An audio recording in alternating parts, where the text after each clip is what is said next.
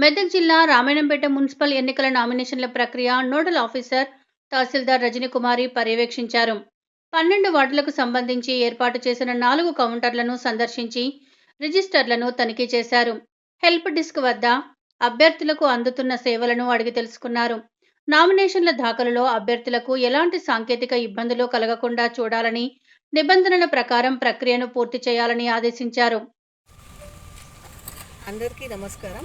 నేను Rajani, tahsildar Ramayanapet and nodal officer for municipal elections. మనకు నిన్న సాయంత్రం నుంచి ఎలక్షన్ నోటిఫికేషన్ అనేది విడుదల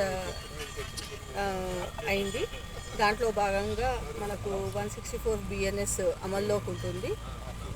రామాయణపేట్ మున్సిపాలిటీకి గాను 13,097 ఓటర్స్ ఉన్నారు.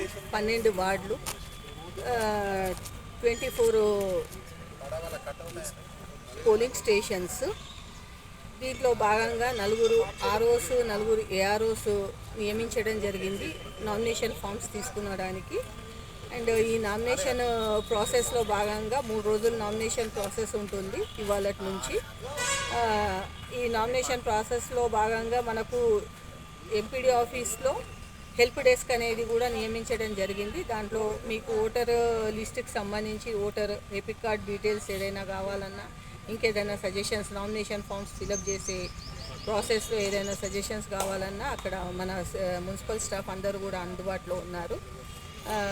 ఈ ఎలక్షన్స్ అంతా కూడా పీస్ఫుల్ మేనర్లో కంప్లీట్ చేయాలని అందరికీ రామాయణపేట మున్సిపల్ ప్రజలందరికీ కోరుకుంటున్నాను. Thank you.